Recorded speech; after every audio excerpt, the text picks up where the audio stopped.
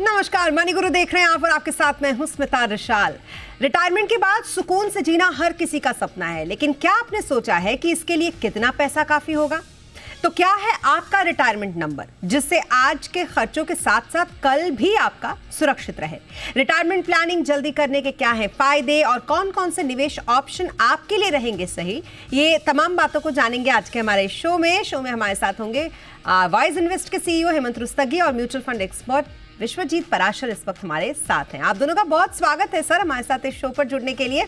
तो retirement planning क्यों जरूरी, ये तो बहुत ही इंपॉर्टेंट सवाल है, लेकिन सबसे बड़ा सवाल तो ये हो जाता है कि रिटायरमेंट प्लानिंग करें कैसे। और क्या हेमंत सर ये सच में ऐसी एक मेंटालिटी होती है कि लोग हमेशा रिटायरमेंट प्लानिंग को जो सबसे अहम होती है उसी को टालते रहते हैं? स्मिता, आपने बिल्कुल सही कहा। देखिए, रिटायरमेंट प्लानिंग हमारे लिए बहुत ही इंपॉर्टेंट गोल है और हम सभी चाहते हैं कि हम अच्छी सी रिटायरमेंट हो, ड्रीम रिटायरमेंट हो, क्योंकि उसको हम गोल्डन ईयर्स भी कहते हैं हमारी लाइफ के। लेकिन ये भी सच्चाई है कि हम काफी सारे लोग जो है वो रिटायरमेंट प्लानिंग के लिए जिस तरह से तैयारी करनी चाहिए और जिस तरह से शुरुआत करनी चाहिए वो नहीं करते। उसमें क्या होता है, कभी कभी जो यंगस्टर्स हैं उनको लगता है कि अरे अभी तो बहुत समय है, इतना जल्दी तैयारी करके क्या करेंगे। कभी कभी हम इन्वेस्टर जो है थोड़े कंफ्यूज होते हैं कि इसको कहाँ पे इन्वेस्ट करें, किस तरह से इन्वेस्ट करें। हमने देखा है कि बहुत सारे इन्वेस्टर्स का जो रिटायरमेंट जो पोर्टफोलियो रहता है उसमें ट्रेडिशनल इन्वेस्टमेंट ऑप्शन बहुत रहती है, fix deposit, small saving schemes, EPF, PPF. हम देखते हैं कि इक्विटी का उसमें बहुत कम एक्सपोजर रहता है। कभी कभी ऐसा भी लगता है कि इतना बड़ा अमाउंट हमको अगर चाहिए तो वो जो फीलिंग आती है ना ओवरवेलमिंग कि भाई ये बनेगा कैसे। तो आई थिंक अलग अलग कारणों से हमने देखा है कि जो लोग रिटायरमेंट प्लानिंग करते हैं या तो उसको इग्नोर करते हैं, या कभी कभी ऐसा भी होता है कि जो मीडियम टर्म शॉर्ट टर्म के जो गोल्स हैं उसके ऊपर ज्यादा तवज्जो दी जाती है और कहीं ना कहीं ये छूट जाता है। जबकि सच्चाई ये है कि ये हमारी लाइफ का बहुत इंपॉर्टेंट गोल है। ये गोल इसलिए इंपॉर्टेंट है, एक तो जैसा हमने कहा कि ये ऐसी स्टेज है आपकी लाइफ की जहां पे एक्सपेंसेस तो आपके रहेंगे लेकिन आपकी इनकम जो है वो खत्म हो जाती है। हमें नहीं मालूम है कि हम कितने साल जीवित रहेंगे हमारे रिटायरमेंट के बाद। तो हम नहीं चाहते कि ऐसी सिचुएशन आए हमारे साथ कि हमारे रहते रहते हमारा पैसा खत्म हो जाए। तो ये बहुत ही इंपॉर्टेंट है और अच्छी बात यह है कि जागरूकता बढ़ रही है। निवेशक जो है उसमें ये समझ रहे हैं कि जो रिटायरमेंट प्लानिंग का जो गोल है वो काफी इंपॉर्टेंट है। लेकिन जैसा आपने बिल्कुल सही कहा, अभी भी काफी निवेशक ऐसे हैं जो रिटायरमेंट प्लानिंग को वो इंपॉर्टेंस नहीं देते। जबकि सच्चाई ये है कि आपको जितना जल्दी हो सके इन्वेस्ट करना है, वो शुरुआत करनी है। इक्विटी में आपको इन्वेस्ट करना है, सही इन्वेस्टमेंट ऑप्शन चुननी है, आपको टैक्स एफिशिएंट इन्वेस्टमेंट ऑप्शन में इन्वेस्ट करनी है। लेकिन कुछ ना कुछ जो है रिटायरमेंट प्लानिंग में छूटता है, जो आई थिंक इंपॉर्टेंट है कि निवेशक उसको समझें कि ये बहुत ही इंपॉर्टेंट गोल है और उसको अच्छे से प्लान करके सही समय पे शुरुआत करें तो जितना भी बड़ा कॉर्पस आप बनाना चाहें वो बना सकते हैं। बिल्कुल, लेकिन ज़्यादातर विश्वजीत जी हम ये देखते हैं कि जब लोग अपने जो मौजूदा नौकरी होती है उससे जब फ्रस्ट्रेटेड हो जाते हैं तो कहते हैं अर्ली रिटायरमेंट लेना है, या फिर कुछ ऐसे जागरूक लोग भी हैं जो अर्ली रिटायरमेंट के बारे में सोचते हैं। और ये कॉन्सेप्ट भी बड़ा हमने देखा, चाहे वो फायर कॉन्सेप्ट हो, चाहे वो अर्ली रिटायरमेंट जो उसी से जुड़ा हुआ है, काफ़ी पॉपुलर हुआ। बावजूद इसके फिर भी मोस्टली ज़्यादातर लोग कितनी जल्दी रिटायरमेंट को शुरू करना है ये भूल जाते हैं। तो क्या किसी निवेशक को जल्दी अपनी रिटायरमेंट को शुरू कर देना चाहिए? देखिए, सबसे पहला इंपॉर्टेंट ये है कि आपके लाइफ के जितने भी फाइनेंशियल गोल्स हैं, चाहे वो बच्चों की पढ़ाई है या घर खरीदना है या और जितने भी गोल्स हैं, उन सबको जोड़ लें तो भी उससे ज्यादा पैसा आपको रिटायरमेंट के लिए चाहिए। क्योंकि जब आप रिटायर हो जाएंगे, जैसा अभी बता रहे थे कि 60 साल के बाद मान लीजिए हमारी लाइफ एक्सपेक्टेंसी बढ़ती जा रही है, एवरेज 70-72 है अभी भी इंडिया में, और मान लीजिए आप 25-30 साल जीते हैं तो आपके पास इनकम नहीं है तो पैसा कहां से आएगा, खर्चा कैसे चलेगा।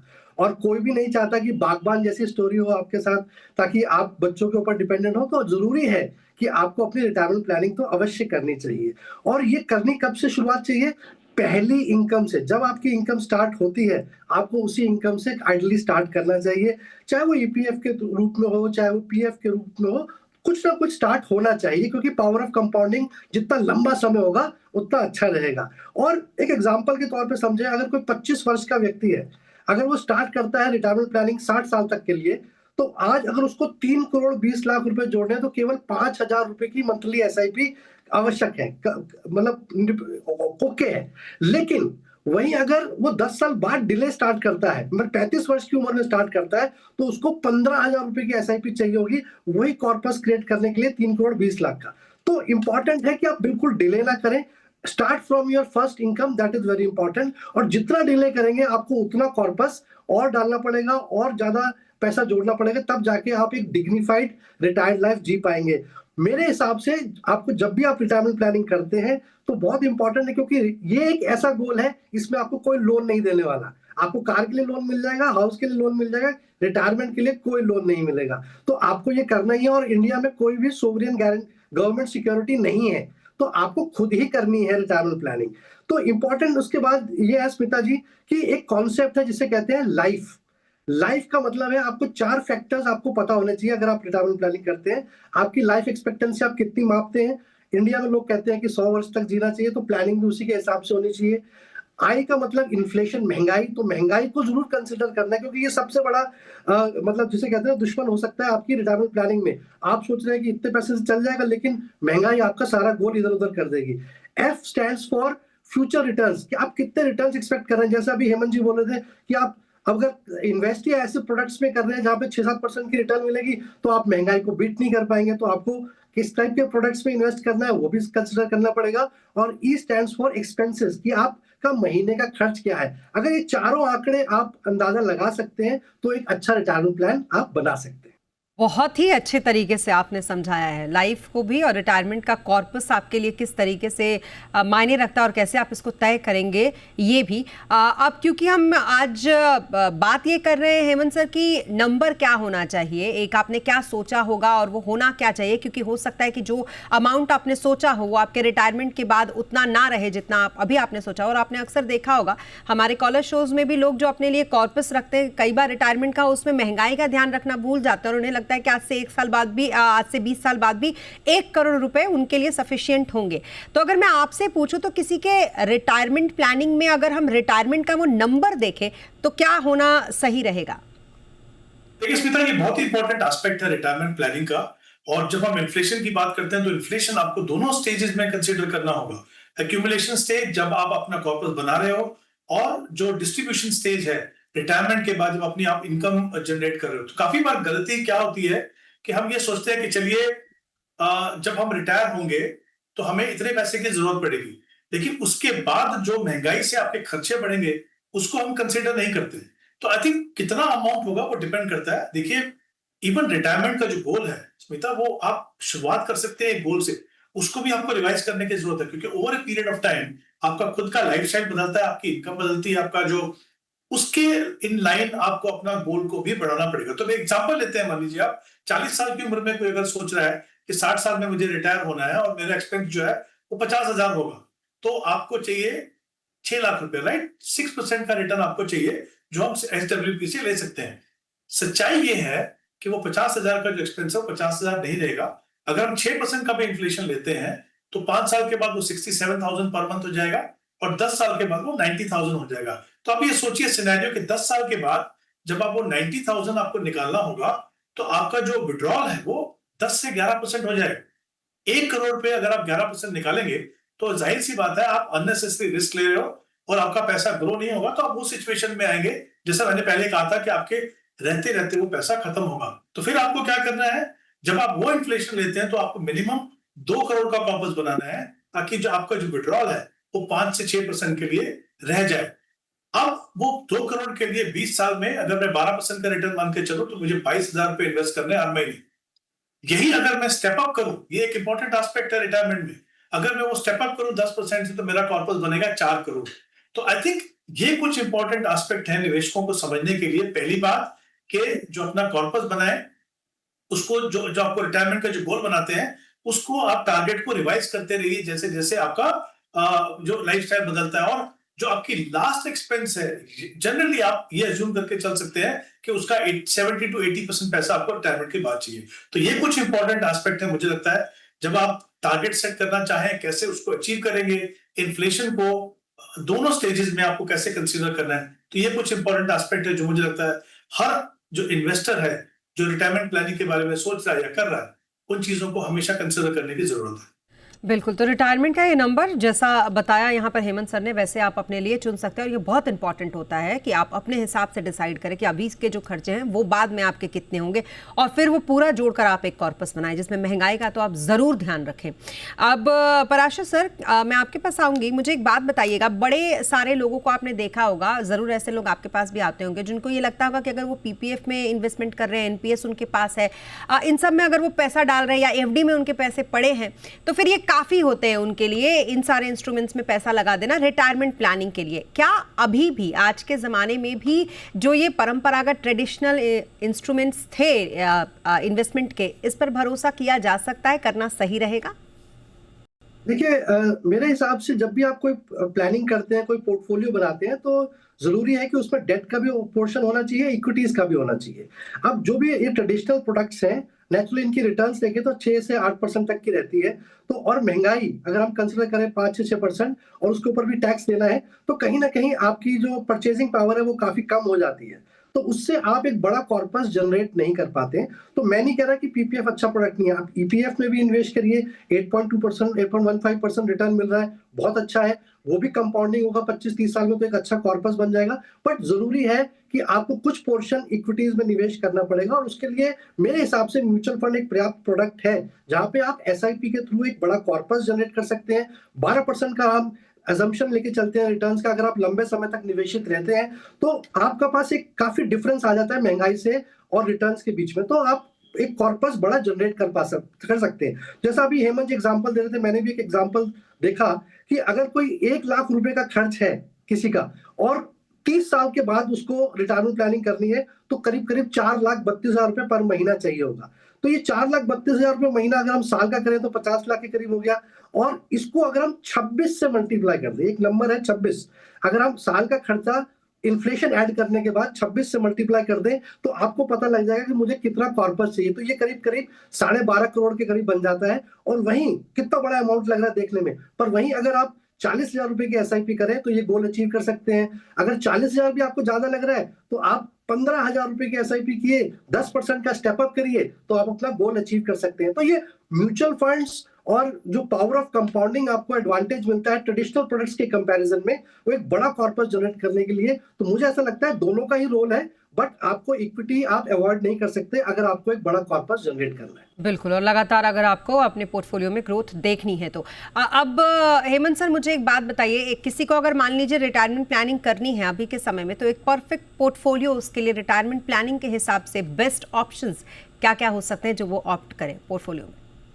देखिए, जैसे मैंने पहले बात की थी कि एक्यूमुलेशन स्टेज में आपको इन्फ्लेशन बीट करने की जरूरत है, तो जाहिर सी बात है कि आपका ज्यादा फोकस जो है वो इक्विटी पे हो। अगर आप सैलरी एम्प्लॉय हैं तो ऑब्वियसली आपके ईपीएफ का कंट्रीब्यूशन है, एम्प्लॉयर का कंट्रीब्यूशन है, वो भी आपको मदद करता है अपने रिटायरमेंट कॉर्पस को एक्यूमुलेट करने के लिए। और कुछ हिस्सा अगर आप चाहें तो जैसे विश्वजीत ने कहा कि आप पीपीएफ में अगर इन्वेस्ट करते हैं थोड़ा, वो तो आप कर सकते हैं, बट मेरे हिसाब से मेजोरिटी जो है वो इक्विटी में होना चाहिए, ताकि आप उतना बड़ा कॉर्पस बना सकें कि आप के लिए जो गोल्डन ईयर्स हैं आपके वो अच्छे से बीते। अब इशू ये है कि इक्विटी में इन्वेस्ट कैसे करेंगे, वो मेरे हिसाब से अगर आप बहुत वेल वर्स नहीं है मार्केट कैसे फंक्शन करती है, कैसे स्टॉक को चुनना है, तो आप म्यूचुअल फंड में चुनिए।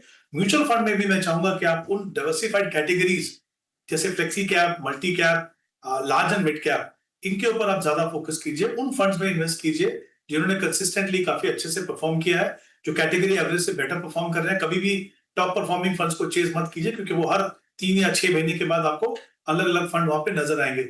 एक म्यूचुअल फंड खुद से एक डाइवर्सिफाइड व्हीकल है, उसके अंदर आप ये डाइवर्सिफाइड कैटेगरीज को लीजिए, जहां पे फंड मैनेजर के पास फ्लेक्सिबिलिटी है कि वो डिफरेंट जो सेगमेंट है मार्केट के, large cap, mid cap, small cap में अलग अलग समय पे अलग तरीके से आपको एलोकेशन देते रहे, और आपका जो रिस्क है इक्विटी में वो कम होता रहे। और सबसे इंपॉर्टेंट चीज ये है कि अगर आप डिसिप्लिन तरीके एसआईपी से आप इन्वेस्ट करते हो, तो जो इक्विटी की जो वॉलेटिलिटी है, जो हमें एज एन इन्वेस्टर सबसे बड़ा डर रहता है, वो इनफैक्ट आपके फेवर में काम करती है ओवर लॉन्गर पीरियड, क्योंकि आप अलग अलग प्राइस पे जब इन्वेस्ट करते हो तो आपको एवरेजिंग का फायदा होता है। तो म्यूचुअल फंड मैं कह सकता हूं कि आपका जो रिटायरमेंट का जो कॉर्पस जो बनाते हैं आप, वो उसका मेन स्टे होना चाहिए। एनपीएस भी एक अच्छी इन्वेस्टमेंट हो सकती है, लेकिन वहां पे प्रॉब्लम क्या है कि 40% पैसा जो है आप मैंडेटरीली आपको एन्युटी लेना पड़ता है, जिसमें रिटर्न आपकी कम हो जाती है। तो मुझे लगता है फ्लेक्सिबिलिटी, रिटर्न, इन सब के लिहाज से मेन स्टे म्यूचुअल फंड, और बाकी कुछ ऑप्शंस ईपीएफ, पीपीएफ या फिर एनपीएस वो definitely as a combined portfolio बना सकते हैं। बिल्कुल सर, लेकिन एनपीएस ने तो अब काफी आज नियमों में जो बदलाव किए हैं पीएफआरडीए ने, इसके बाद से तो 80% का उसमें से एग्जम्पशन भी है और साथ ही एनवीटी जो खरीदने का पहले 40% का एक अनिवार्य था वो भी अब घटाकर 20% कर दिया गया है। तो मुझे लगता है इसके बाद एनपीएस थोड़ा लोकप्रिय होगा। सर छोटा सा कमेंट आपकी तरफ से, हेमंत सर।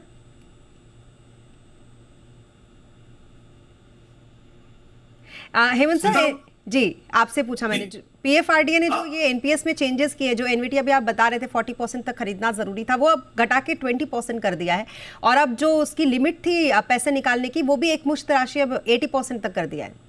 हाँ जी बिल्कुल ठीक है, डेफिनेटली उससे फर्क पड़ेगा, क्योंकि देखिए जब मैं पैसा एक्यूमुलेट करता हूँ और आई थिंक ये बहुत जरूरी था, ये जो स्टेप है ये बहुत ही इंपॉर्टेंट है। मुझे लगता है ये एनपीएस को और ज्यादा अट्रैक्टिव बनाएगा, स्पेशली उन निवेशकों के लिए जो अपनी इन्वेस्टमेंट रिटायरमेंट कॉर्पस को बहुत ज्यादा एक्टिवली मैनेज नहीं करना चाहते। मेरे हिसाब से ये बहुत ही इंपॉर्टेंट स्टेप है और ये डेफिनेटली एनपीएस को ज्यादा अट्रैक्टिव बनाएगा। बिल्कुल, तो कुल मिलाकर बहुत ही अच्छे तरीके से आप लोगों ने बताया कि रिटायरमेंट की प्लानिंग करना क्यों ज़रूरी है और किस तरीके से आपको अपने लिए प्लानिंग करनी है, और ख़ास करके वो कॉर्पस जो आपको रिटायरमेंट के बाद चाहिए उसको कैसे आपको अभी से तैयार करना शुरू करना है। Thank you so much. रुकेंगे एक छोटे से ब्रेक के लिए।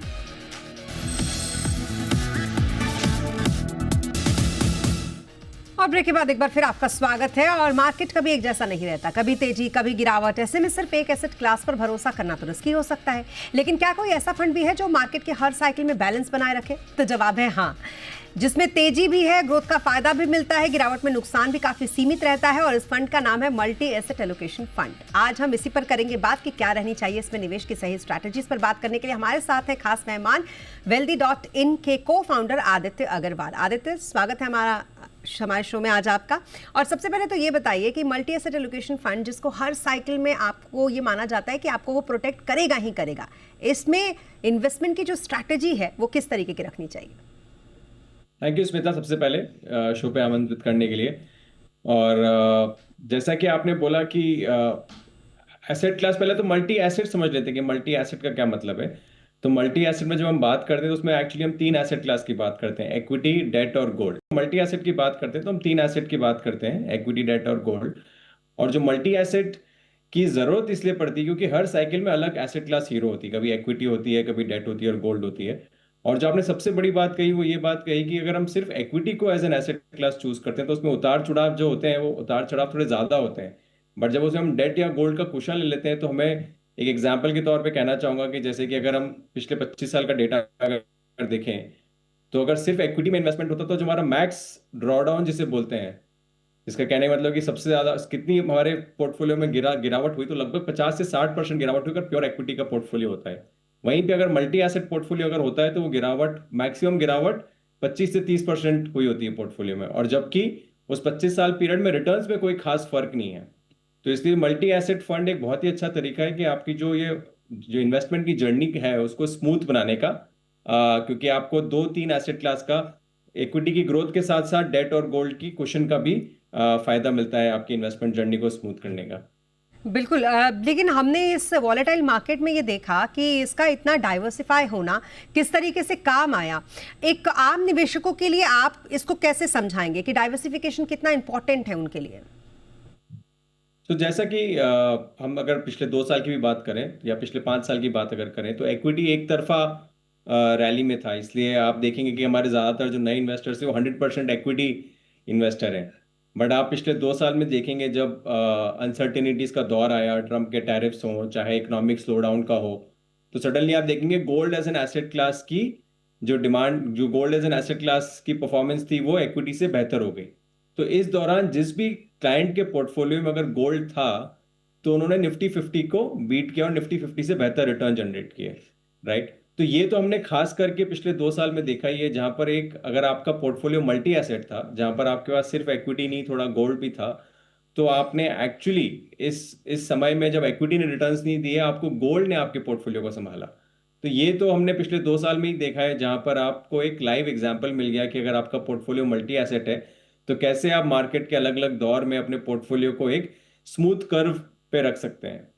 बिल्कुल, लेकिन इसके अलावा आपकी बातों से मुझे ये लगता है आदित्य कि दो चीज़ें बड़ी इंपॉर्टेंट हो जाती है। अगर आप लॉन्ग टर्म इन्वेस्टर हैं तो पहला तो आपको एसेट एलोकेशन का ध्यान रखना पड़ेगा, चाहे वो किसी भी कैटेगरी का फंड आपके पोर्टफोलियो में हो। दूसरा, आपको एक्टिव रीबैलेंसिंग हो रही है या नहीं हो रही है, इस स्ट्रैटेजी का भी ध्यान रखना पड़ेगा। एम आई राइट?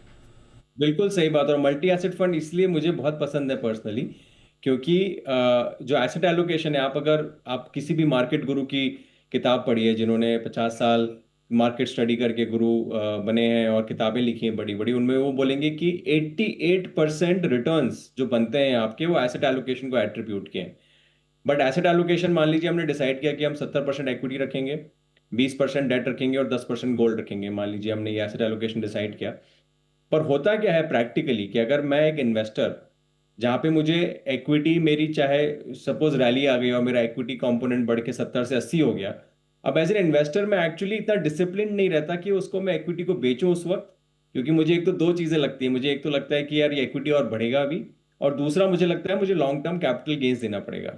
तो ये एसेट एलोकेशन थ्योरी में तो बहुत अच्छा लगता है, और प्रैक्टिकली ज़्यादातर इन्वेस्टर इसको प्रैक्टिस में नहीं ला पाते। इसलिए मल्टी एसेट फंड एक बहुत ही बढ़िया खूबसूरत चीज़ है, जहाँ पर आपको आपका फंड मैनेजर, एक प्रोफेशनल फंड मैनेजर, एक प्री डिफाइंड फ्रीक्वेंसी पे या प्री डिफाइंड थ्रेशोल्ड पे, उसके हिसाब से वो या तो एक्विटी, अगर एक्विटी भाग गई है तो एक्विटी को बेच के वो डेट और गोल्ड खरीदेंगे, या फिर गोल्ड भाग गया है तो गोल्ड को बेच के एक्विटी और डेट में पैसा वापस लाएंगे, ताकि जो एसेट एलोकेशन है वो मेंटेन हो सके। तो इसे कह सकते हैं कि आपको जो एक काम इन्वेस्टर को मैन्युअली करना पड़ता था और उस पर LTCG या टैक्सेस देने पड़ते थे या ट्रांजैक्शन कॉस्ट देनी पड़ती थी, वो एक मल्टी एसेट फंड ने ऑटोमेट कर दिया है। तो ये एक बहुत ही अच्छा इनोवेशन है जो हमें इंडिया के फाइनेंशियल सेक्टर में देखने को मिला है। बिल्कुल। अब इतनी सारी खूबियां आदित्य आपने बता दी इस फंड की, तो फिर ये भी बता दीजिए कि वो कौन से निवेशक हैं जिनके लिए ये बहुत सूटेबल है, और साथ ही कौन से गोल है जिसके लिए ये बहुत सूटेबल है। तो एक्चुअली सब तरह के इन्वेस्टर्स के लिए सूटेबल है, बट एज आई सेड कि वो अगर ज़्यादातर मल्टी एसेट फंड जो इंडिया में है वो 65 से 70% एक्विटी में निवेश करते हैं। तो इसलिए ये ज़्यादातर लॉन्ग टर्म गोल्स के लिए सूटेबल है। तो जहाँ पर अगर आपका गोल 5-7 साल 8 साल दूर है मिनिमम, तो वहाँ पर आप ये मल्टी एसेट फंड्स में निवेश कर सकते हैं। मेरी पर्सनल प्रेफरेंस ये है कि अगर हमारे गोल 10 से 12 साल है तो वहाँ पे मल्टी एसेट फंड्स का हमें जो फुल एडवांटेज है, क्योंकि मान लीजिए जो गोल्ड है और एक्विटी है, इनकी साइकिल्स आती हैं, राइट? जो इनकी साइकिल्स हमें पूरी एक तरीके से प्ले आउट होने को मिलेगी। तो अगर आपका कोई भी फाइनेंशियल गोल जो 10 साल दूर है और वहाँ पर आप कोई लार्ज कैप फंड कंसिडर कर रहे हैं अपने इन्वेस्टमेंट होराइजन के लिए, तो आप लार्ज कैप को रिप्लेस कर सकते हैं एक मल्टी एसेट से। इनफैक्ट अभी आप देखेंगे कि मल्टी एसेट एक नया कोर बन गया है। जैसे हम कहते थे कि ब्लू चिप फंड्स या लार्ज कैप फंड्स एक कोर है, वैसे ही मल्टी एसेट को आजकल काफ़ी एडवाइजर्स और इवन AMCs ने बात किया कि ये एक नया कोर बन गया इन्वेस्टर पोर्टफोलियो में। तो वो कोर, जो भी आपके कोर गोल्स हैं जो 8-10 साल दूर हैं, 12 साल दूर हैं, उनके लिए आप डेफिनेटली मल्टी एसेट चूज कर सकते हैं। और आप जो भी तरह के निवेशक हैं, अगर आप 25 साल के निवेशक हैं और आपका गोल 25 साल दूर है, तो मे भी शायद आप प्योर एक्विटी में रह सकते हैं। बट अगर आप बाकी अलावा कोई भी निवेशक है, आप चाहे 35 साल के हैं, 40 साल के हैं, 45 साल के हैं, 50 साल के हैं, अगर आपका गोल 10 साल दूर है, तो मल्टी एसेट आपके लिए एक बेहतर चॉइस हो सकती है compare to pure equity funds जो भी आपके लॉन्ग टर्म गोल्स के लिए। बिल्कुल। तो कुल मिलाकर हर तरीके के निवेशकों के लिए बिल्कुल सूटेबल, और हर तरीके के मार्केट साइकिल के लिए भी ये बिल्कुल suitable. Thank you so much Aditya हमारे साथ इस शो पर जुड़ने के लिए और इस फंड की इतनी सारी खूबियां दर्शकों को बताने के लिए। Thank you sir. Thank you Smita, thank you. और इसी के साथ इस बुलेटिन में फिलहाल इतना ही। आप बने रहे इसी के साथ।